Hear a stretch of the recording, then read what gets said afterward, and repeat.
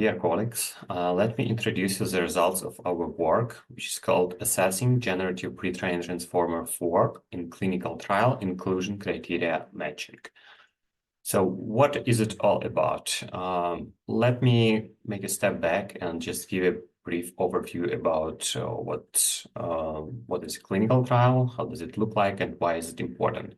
So as I understand, before any new medicine become available for patients, it must go through quite a long process of trials. And this process is really costly, and it might take a lot of time. It might take 6, 7, or even more years. At the same time, nowadays, it seems like there is a lot of opportunities considering the growth of artificial intelligence and overall computer sciences to improve this process. And one of the aspects we'd like to cover by this area is specifically related to accurate matching of patients to clinical trials. So each clinical trial, they have so-called inclusion and exclusion criteria. These criteria, they help to understand, and they provide very specific guidance what exact patients are possible to take part in this trial. And frankly speaking, nowadays, this criteria is getting more and more complex, and new medicine that is being tested, it is really related to very specific conditions. So nowadays, we are not talking about medicine that can treat just cancer in general, but in most cases, pharma companies, they are dealing with very specific anamnesis of the patients and very specific treatment that potentially might help those people. And therefore, it is really a complex process of finding these people. So for pharma companies or so-called sponsors or clinical research organization, their goal is to find these people. On the other hand, obviously the patients, they are interested in getting a chance to try some new medicine, especially if they have very serious conditions. And this process is not that straightforward. That's why the reason of our research is to analyze how GPT-4 can help in this matching, this inclusion criteria matching, specifically in multilingual context. From mathematical formulation, so we can represent the problem in the following way. So let's assume that we have a set of inclusion criteria in English, and we extracted it from clinicaltrials.gov. Let's say that this will be a set called IE, and we have a corresponding set of inclusion criteria in Ukrainian obtained from clinical trials deck gov.ua, and it can be represented as a set of IU. In the result, so our output variables will be a set of match criteria between English and Ukrainian. So you can see this on the slide, and a set of scores indicating the degree of match between pairs in M. So let's say that it will be called M. Then our goal is to calculate accuracy. So this is a proportion of correctly matched criteria pairs in M to the total number of criteria pairs. It can be represented by the formula you can see here. Also, another important parameter we want to calculate is precision. So this is a proportion of true positive matches to the total number of positive matches identified by the model. And recall that is the proportion of true positive matches to the total number of actually positive matches. Talking about the literature review, as you might guess, there is significant number of different articles related to artificial intelligence in clinical trials in general. This is really a hot topic nowadays, and on many related conferences and in scientific society and also in business society. Like this is literally the top topics that's being discussed. Also, a significant part of it related to natural language processing, to machine learning, and specifically to GPT models. So this is also quite well covered by the existing literature. Talking about specific related to inclusion criteria matching, there are some articles in that area. There are some research in that area. However, it is not really that huge comparing to overall artificial intelligence in the field. If you're talking about application of NLP in matched clinical trial inclusion criteria across different languages, we will see even bigger gap. We could find some research in China related to their area, also in Poland to Polish language. However, like nothing have been found related to Ukrainian data, to inclusion criteria in Ukrainian, or to analysis of the patients in Ukrainian with the goal to be matched to the specific clinical trials. And therefore, this is really a novel area, and that's why we decided to cover this gap by our research and by our article. Talking about material and methods, so first of all, it is important to know that even though there are really like special medicine models developed specifically for healthcare needs, healthcare and life sciences needs, like PubMed BERT or BioGPT or MedPalm. Some studies, like the most recent studies, they have shown that GPT-4 actually can outperform them, especially if you're talking about some specific cases. And that's why, considering easy to access this GPT-4 model and overall accessibility, we decided to try how it can help with solving this problem. So overall methodological approach can be represented by 4 areas. So first of all, we need to prepare the data. And for this, we used data from, first of all, from the site called clinicaltrials.gov. This is US-based or international website that collects all or like most of all clinical trials that have had a place or are currently in process in the world. And there you can find quite a detailed information related to the trial, clinical protocols, and as data related, in our case, specifically to inclusion and exclusion criteria. On the other side, we took data from Ukrainian analog of this site. So it contains data specifically related to a clinical trial that that had a place or right now are like having a place in Ukraine, and there you can find official versions of this inclusion criteria in Ukrainian. So we used these data sets to prepare the data for our research. The next step was to select the model. So as I mentioned, we decided to use GPT-4 due to its accessibility and due to bigger potential in further use. The next step was to analyze the data, and for this step, we collected all the responses, and then it was partially analyzed by automatic tools and partially by an expert. And then we had to validate it. So for this, we used expert opinion who could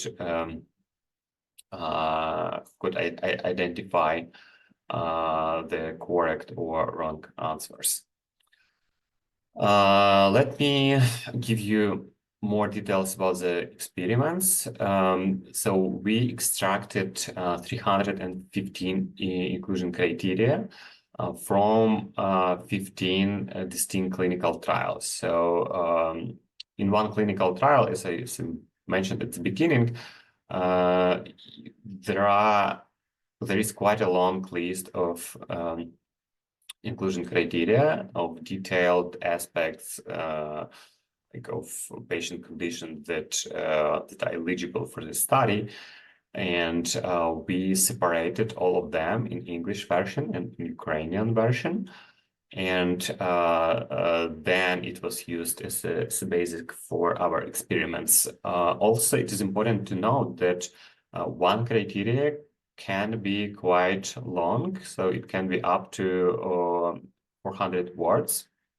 So that was also an interesting aspect how the model can treat with this. So what we did, we created separate but like exactly the same prompt for each clinical trial. And the only difference was obviously in the input parameters in the inclusion criteria. And this prompt, it was run against OpenAI GPT-4 model that was hosted on isolated Microsoft Azure instance. Additional parameters had a place, so we set temperature to 0 to avoid any randomness, and also to enhance the model's like predictability overall. Then the model's task was to find the pairs and to identify whether it is a full match, whether it is partial match, whether there is no equivalent in Ukrainian version, or whether there is no equivalent in English version. Here you can see the results. So we beginning we did the distribution by the criteria, by the results you can see here. So the model had to say whether it is full match, whether it is partial match, whether there is significant difference, whether there is no Ukrainian equivalent, or whether there is no English equivalent. You can see all the results here. Then we calculated the accuracy, that is the proportion of correctly find pairs to the total number of pairs. Another important parameter was precision. So precision reflected the proportion of true positive matches to all matches identified by the model as correct. And the third parameter was recall. So recall is a metric that measures the proportion of true positive results to actual positive matches that model successfully identified. You can see that the results were quite good. So accuracy was 91%, precision 85%, and recall 91%. Then what we decided to do, we decided to just to look whether there is a match or there is no match. So we excluded partial match because for some cases it can be enough just to say whether there is a match or there is no match. It's not really that important whether it is like exactly the same. And obviously in this case we got even better results. So accuracy was 95%, precision was 93%, and recall was even like 99%. That is really very good number. Another interesting thing that we found during the experiment, so another very interesting result was that in some cases the model identified criteria in English and Ukrainian version which had to be the same but which had really some significant differences. So, for example, in one case, like in English version, it was mentioned that it must be 24 weeks after some event, while in Ukrainian version it was just 14 weeks after the same event. So obviously it was just some typo or some human factor, and like potentially it can cause really significant issues. Another example was that in English version, it was specifically mentioned that a patient with tuberculosis cannot be accepted for this trial, while in Ukrainian version it wasn't mentioned, and vice versa. In some trials, like in English version, there was nothing mentioned about hepatitis A and B, while in Ukrainian it was a requirement, or vice versa. And it really shows that the significance of this work, because even during these experiments on not that huge scale, we could identify the real issues with real trials, and potentially it can cause to very significant outcomes, both for patients and for pharma companies or sponsors or CRO who are running these trials. So to conclude, it is important to mention that we consider the results as very positive. You could see the numbers, they are really high, and it means that this research, it really opens the door to further practical use. And as I already mentioned, so even during the experiments, we could identify it, and we can find really significant gaps, and it is probably worth highlighting those to the companies, to the sites who are providing this research, and ask them to fix this mistake, because they can cause significant. Talking about the scientific novelty, this is obviously the first instance of something similar that was done in the area, specifically talking about comparison of English and Ukrainian versions using the GPT-4. So this research, it obviously have very high degree of scientific knowledge novelty, and it can lead to further research and to practical use. So talking about practical significance, it can be very useful and very significant for clinical research organizations who are typically running clinical trials, for researchers, for some regulatory bodies, or even just patients who are looking for related clinical trials, who wants to find some modern medicine that potentially could even save their life. Talking about recommendations for practical use, we think that it also have a variety of different possibilities. So like our suggestion is to consider, first of all, integrating NLP tools, or GPT-4 in particular, into clinical trial management systems, so-called CTMS. Also, like considering very positive results, specifically in Ukrainian clinical text interpretation, we think that CROs, they should seriously consider integrating with Ukrainian electronic health records, or systems like eHealth or Healthy, or like other EHR systems, because potentially it can be very simple way to make the process of patient enrollment much better.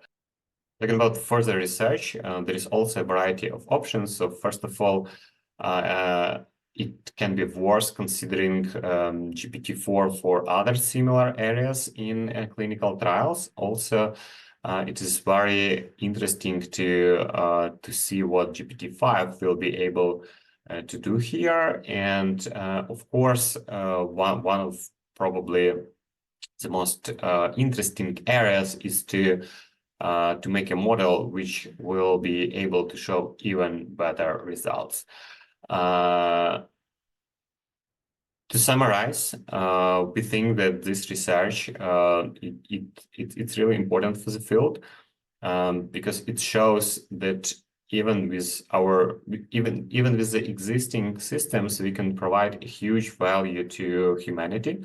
We can improve the process and overall speed of clinical trials, and in that way we can help new medicine to become available sooner and potentially even save lives. Thank you very much for your attention.